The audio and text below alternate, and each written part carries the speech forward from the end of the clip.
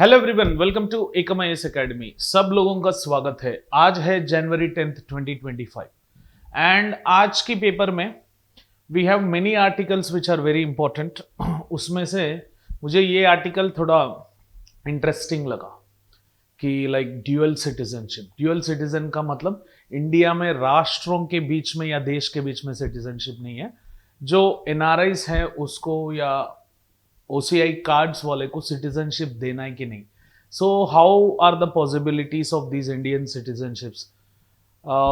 Jaishankar who is external affairs का minister जो है, he has raised this particular issue of dual citizenship and what are the challenges which India would face if it is going to give a dual citizenship, and if we bring flexibility laws and flexibility amendments in citizenships, ये कहाँ तक जाएगा, challenges क्या है, benefits क्या है, and concentration रखने से इंडियन डायस्पोरा जो है, जो दूसरा कंट्री का सिटीजनशिप जो लिया है, उसको उसका जो पॉलिटिकल राइट है उसको कॉन्सेंट्रेशन लगाने में, वोटर टर्नआउट इंक्रीज में, पॉलिटिकल प्रोसेस में एनआरआईज भी गेम चेंज करेंगे ऑब्वियसली तो उसका आगे और कैसे बढ़ा सकते हैं, ये सारे इस पर्टिकुलर आर्टिकल में हम डिस्कस करने वाले हैं। तो is India open to ideal of dual citizenship और not, this is the question. तो पॉलिटी में आप पढ़े ही होंगे सिटीजनशिप के बारे में, how we are going to attain the citizenship. मैं उसके पीछे जो राज है, स्टैटिक कॉन्सेप्ट है, वो मैं नहीं पढ़ रहा हूं, बट ये पर्टिकुलर वीडियो देखने के बाद आप तुरंत लक्ष्मीकांत पॉलिटी टेक्स्ट बुक, जो इंडियन पॉलिटी टेक्स्ट बुक है, उसमें सिटीजनशिप का जो चैप्टर है वो अच्छे से पढ़िए। अगर आपको कोई भी डाउट आए वो आप कमेंट सेक्शन में जरूर ड्रॉप करिए। I will be helping you out in determining that particular problem. I within 24 hours I will be replying to those particular comments. ठीक है, आगे बढ़ेंगे। कंटेक्स्ट क्या है? कंटेक्स्ट ये है कि like this article discusses the possibility of granting dual citizenship to the Indian diaspora. It explores the constitutional, legal and political concerns and the potential risk for Indian sovereignty. तो ये challenges already मैं जो बताया था, इस पूरा जो वो पर्टिकुलर आर्टिकल हिंदू न्यूज़पेपर में आया, it is discussing about what are the challenges, constitutional, legal and political concerns attached with it and the potential risk which is there for the India sovereignty. यहाँ पे Indian diaspora concentration and concerns, political concerns है, constitutional and legal concerns है, and Indian sovereignty को कुछ threat है कि नहीं, this is what the question of segment is. यहां पे अगर आप देखेंगे कॉन्स्टिट्यूशनल एंड लीगल पर्सपेक्टिव्स में, इंडियन कॉन्स्टिट्यूशन में ये क्लियरली मेंशन किया है कि like it defines the citizenship under part 2, specifically article 5 में। ये आर्टिकल 5 ये डिफाइन करती है like which outlines the citizenship through birth, parentage और रेसिडेंस। ठीक है, so through various means, through 7 different means we can get the Indian citizenship as well, and which has been mentioned in article 5 of the Indian constitution in the part 2, and there is a distinction between domicile and citizenship. Clear? इसका मतलब ये नहीं कि जो भी India में if he wants to stay permanently, क्योंकि recently different cricketers from different nations, as they are playing the county cricket in India, the domestic cricket in India, what they have did is they have passed certain statements like India is my next motherland, and if I have my old age days spent, I would be spending my old age days in India. तो इसका मतलब ये नहीं कि वो citizen of India बने, वो domicile बनेगा। डोमिसाइल का मतलब a person who is willing and wishing to stay in one particular country for a maximum permanent period of time, उसको हम डोमिसाइल बोलते हैं।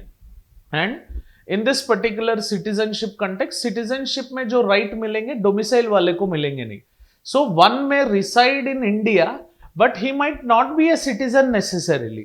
इसके पीछे मैंने लास्ट में, अंतिम में एक MCQ बनाया है, मिलके उस पर्टिकुलर MCQ को सॉल्व करेंगे। ठीक है, तो आगे जाके हम इस पर्टिकुलर MCQ को देखेंगे। The distinction was reinforced by Supreme Court in its 1955 judgment, and Citizenship Amendment Act 2019 allows for expedited citizenship for minorities from neighboring countries, but this does not imply a shift towards the dual citizenship.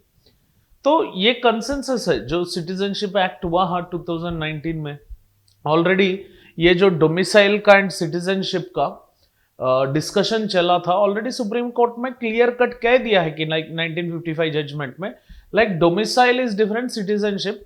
If a person is domiciled in India, it doesn't mean that he should be the part of Indian citizen. And इस particular 2019 वाली citizenship में जो minorities को हम neighboring countries से, apart from Muslims, other minority people who are there in Bangladesh, Pakistan, जिसको भी हम citizenship देते हैं, this also is not speaking about dual citizenship. It is expecting that that person take only Indian citizenship and leave that citizenship if he is earlier the citizen of that particular country. तो ये constitutional and legal perspective में ये situation है. And अगर आप NRIs and पीआईओस का बात करेंगे, इंडियन डायस्पोरा का नाम आते ही आपको एनआरआई एंड पीआईओ दिखेंगे. इसका डिफरेंशिएशन समझते हैं. एंड मैंने जो बोला था वो पॉलिटी में लक्ष्मीकांत टेक्स्ट बुक में ये सारे डिफरेंसेस दिए हैं. ये तो मैं ऑब्वियसली वहां से ही उठाया हूं, है ना, इंटरनेट से उठाया हूं ये पर्टिकुलर क्लिपिंग जो है. तो आप ओरिजिनल टेक्स्ट जाके पढ़िए, डीपली समझिए. Citizenship has been main course of concern, and जब से बीजेपी गवर्नमेंट आई है, it want illegal migrants to be stayed off and maintain a regular citizenship. It want to focus upon this particular problem. बहुत सारे problems थे वो solve करते करते आ रहे हैं. एंड नेक्स्ट जो बीजेपी का टारगेट रहेगा वो वन नेशन वन इलेक्शन होगा एंड सिटीजनशिप का इश्यूज भी रहेंगे उसमें. ठीक है, तो अगर आप देखेंगे एनआरआईज जो हैं वो इंडियन पासपोर्ट होल्ड करते हैं and enjoy all rights of Indian nationals except the right to vote abroad. Clear? तो मतलब ये जो इंडियन सिटीजनशिप है, इंडियन सिटीजन्स जो भी बेनिफिट्स लेते हैं इंडियन सिटीजन मतलब सोसाइटी से, इंडियन नेशन से, ये सारे एनआरआईज लेंगे. But right to vote abroad, वहां से वोट इस्तेमाल करना, वो चीज नहीं है एनआरआईज को. And special arrangements allow NRIs to vote by registering at Indian mission as such. But people of Indian origin वैसा नहीं है. कमला हैरिस है, she is not an NRI, she is a PIO, people of Indian origin. People of Indian origin मतलब उसका ancestors जो है, उसका पुराना जनरेशन जो थे वो चाहे हो सके इंडियन थे, and these might have secured the American citizenship as of now. So they become PIOs, are not Indian nationals, thus do not have any political right. NRI को we are giving political right, but PIOs, people of Indian origin, they doesn't have any political right as such. However, they benefit from economic facilities and are granted overseas citizenship of India. तो ये लोगों को OCI card दिया जाएगा which offers certain privileges but they do not include the political rights. मतलब OCI card रहेगा, इसका मतलब ये नहीं कि OCI कार्ड से वो लोग वोट डाल सकते हैं. ठीक है, सो यहाँ पे OCI कार्ड में जो सिटीजनशिप, द टर्म सिटीजनशिप जो है वो मिसलीडिंग है, बहुत लोग समझते नहीं है. OCI कार्ड में सिटीजनशिप का मेंशनिंग है ओवरसीज सिटीजन ऑफ इंडिया. इसका मतलब सिटीजन ऑफ इंडिया नहीं है भाई. अगर सिटीजन ऑफ इंडिया मेंशन किया होता तो OCI क्यों लगाएंगे, सीधी सी बात है. तो as it does not confer political attribute such as right to vote which is inherent in full citizenship, ये सिटीजनशिप नहीं है भाई, OCI है. ठीक है, ये अंतर है complete, they are on opposite poles. ये थोड़ा देख लीजिए. एंड अगर अब देखेंगे if someone is given with a dual citizenship, ये रिस्क क्या होते हैं. जो मिनिस्टर जयशंकर ने जो बताया था उसका वर्ड में ही सुना था. ये जो स्टेटमेंट्स है, I have lifted from his particular speech. तो ये जयशंकर साहब ये बोलते हैं कि लाइक ड्यूअल सिटीजनशिप ग्रांट करने में it allows individuals to hold political rights in India while retaining allegiance to another country. मतलब यहां पे political right if they are holding, but they are working for some other country or working for Australia, working for UK or working for USA, which could lead to divided loyalties. मतलब this is simply like a two heart system, है ना, एक heart India की तरफ, एक heart in USA की तरफ, तो ऐसा तो हो नहीं सकते ना। तो इन दिस पर्टिकुलर एस्पेक्ट ये जो लॉयलिटी वाली बात आती है, ये लॉयलिटी तो डिवाइडेड हो जाएंगे, ये एक जयशंकर जी ने बोला था। And political participation by dual citizenships could undermine national sovereignty specially in foreign interest influencing decisions within the India. मतलब जब ये पॉलिटिकल पार्टिसिपेशन करेंगे, ऑब्वियसली वोट बैंक पॉलिटिक्स की वजह से जो पार्टीज है उसका मैनिफेस्टोस में चेंज आएगा, एंड जब वो पार्टी जीतेगी, हमारा जो नेशनल इंटरेस्ट है वो बाढ़ में जाएगा। ऑलरेडी रीजनल इंटरेस्ट बहुत है, नेशनल इंटरेस्ट बहुत है, वो जाके इंटरनेशनल इंटरेस्ट साथ में लेके आएंगे। अभी H1B1 इश्यूज चल रहे हैं, तो वो इश्यूज आएंगे यहाँ पे, एंड वीसा का इश्यूज, ऑस्ट्रेलिया में वीसा का इश्यूज, ये सारे हमारा पॉलिटिकल मैनिफेस्टो बनेगा अभी। तो ये कंसर्न सर ने बताया था, जयशंकर सर ने। And there are concerns about creating comprador class where certain individuals might prioritise foreign interest, मतलब फॉरेन इंटरेस्ट को आगे लेके जाएंगे। यहाँ पे poverty, unemployment, farmer suicide issue, regionalism based issue, fund allocation issue, university का इश्यू, महिलाओं का इश्यू, इंटरनल सिक्योरिटी इश्यू, बच्चों का इश्यू, रेप इश्यू, ये सारे बाढ़ में गए। लॉ एंड ऑर्डर की issue, everything goes into main, and foreign interest will come into picture. Again this will lead to this particular foreign interest, जब Indian national interest से ऊपर लेंगे, this will lead to recolonisation of the country. Already colonisation हुआ है due from Jahangir phase, अगर आप देखेंगे colonisation has started, but 1707 से हम थोड़ा बहुत मान सकते हैं, बट एग्जैक्ट कॉलोनाइजेशन का view we have seen between these particular phases. 1773 regulating act से स्टार्ट हुआ, फिर बना पिट्स एक्ट, फिर बना charter act 1893, charter act 1813, charter act 1833, charter act 1853, then government of India act, उसके बाद में council act, Minto Morley reforms का government of India act 1909, government of India act 1919, government of India act 1935, Indian independence act 1947। तो ये muscle के ये जो colonisation में हमें दिक्कत हुआ, फिर वही बनेगा, फिर वही रिकॉलोनाइजेशन ऑफ द कंट्री होगा। इसीलिए जयशंकर साहब ने ये बोला था, अभी इंडिया इज नॉट रेडी, अगर आगे रेडी है तो बताएंगे। इसमें काट दिया था, बाकी बोला नहीं। अगर मैं होता और एक्सट्रीम बोल देता, जो भी प्रेस रिपोर्टर ने क्वेश्चन पूछा है। And commitment to Indian citizenship, generally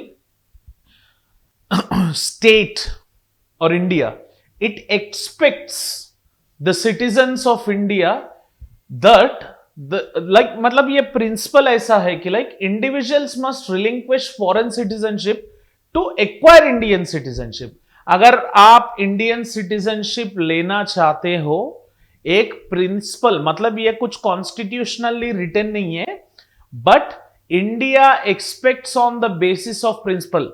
मतलब पूछते हैं ना, कौन सा प्रिंसिपल से आपको सिटीजनशिप मिलेगा? 7 साल आप यहां पे रहें, नहीं तो you have given up the other citizenship. मतलब कौन सा प्रिंसिपल से आपको इंडियन सिटीजनशिप मिलने का चांसेस है? उसमें एक प्रिंसिपल है, India has maintained this principle that individuals have to relinquish the foreign citizenship to acquire the Indian citizenship.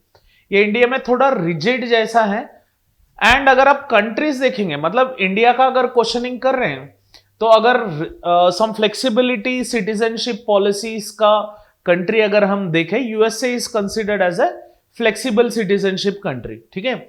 Even such like flexible citizen country of US still impose restrictions on holding multiple citizenship for higher ranking positions, ensuring a commitment to the nation political process. मतलब if USA, which has somewhere around 35 crore to 45 crore population, if it is thinking about the nation's political process involvement of the citizen,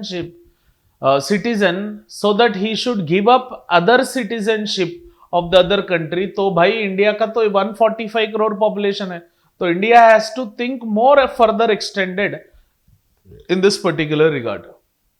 तो role of Indian diaspora तो आपको पता ही है। मैं अगर आप चाहे तो मैं अलग से एक वीडियो बनाता हूं, इंडियन डायस्पोरा का इन्फ्लुएंस क्या है, सिग्निफिकेंस क्या है।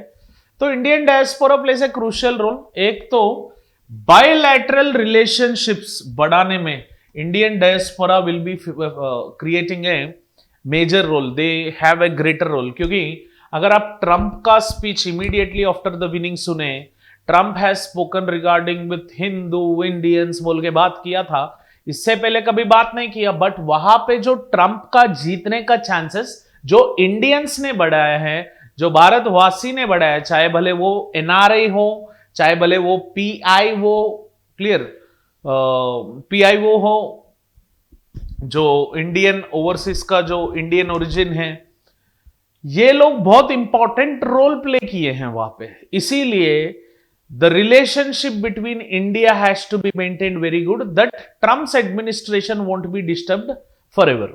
इसीलिए Trump started maintaining speaking very smoothly with India.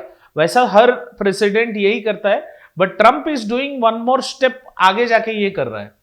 And attracting the foreign investments में ये बहुत काम आएगा भाई. इकोनॉमिक कंटेक्स्ट में अगर आप देखेंगे, फ्लोएज ऑफ एफडीआई है ना, foreign portfolio investment, foreign direct investments India में आने का चांसेस बहुत रहेंगे, which will further contribute to economic growth without holding dual citizenship. Clear.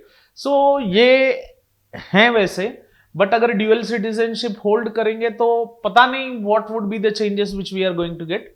While their influence is valuable, empowering the diaspora with political rights through dual citizenship could create risk for India's sovereignty and political stability. बराबर अगर आप Indian diaspora को dual citizenship के रूप में, है ना, if you are accepting them, then yes there 100% influence is valuable, acceptable, मैं मानता हूं, but political sovereignty and political stability, India का जो पॉलिटिकल सॉवर्निटी है एंड पॉलिटिकल स्टेबिलिटी है वो 100% रिस्क में है. तो एक बार देख लीजिए, लाइक कंक्लूजन में अगर आप देखेंगे तो ये ऐसा मुझे लगा कि ये कंक्लूजन लिखे तो थोड़ा बहुत आपको आइडिया आ जाए. While the diaspora role in strengthening India's international presence is acknowledged 100%, मैं भी acknowledge करता हूं, but idea of granting dual citizenship remains contentious with a clear preference for maintaining India's political integrity and sovereignty.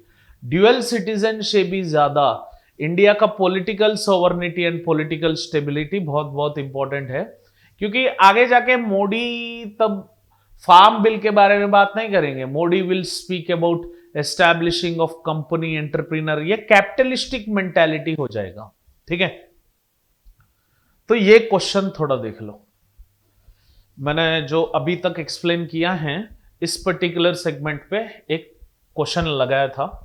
With reference to India consider the following statements. ये question UPSC में आया है 2021 में. There is only one citizenship and one domicile. A citizen by birth only can become the head of the state. ये तो बिल्कुल गलत बात है भाई. A foreigner once granted citizenship cannot be deprived of it under any circumstances. He can be deprived on various circumstances. ये भी गलत है. There is only one citizenship and one domicile. This becomes the right option for this question. Only one. तो ऐसा PYQs मैं बनाता हूं. आप चाहे तो मैं ज्यादा PYQs भी बना सकता हूं, बट टाइम कंस्ट्रेंट में वीडियो प्रिसाइज लगाने की वजह I am only giving you one previous year question. और अगर प्रीवियस ईयर में नहीं आए, एक्सपेक्टेड है आगे, तो I will prepare a mock question and place it here. एक मेंस क्वेश्चन भी तैयार किया हूं, क्वेश्चन ऑफ द डे जो है.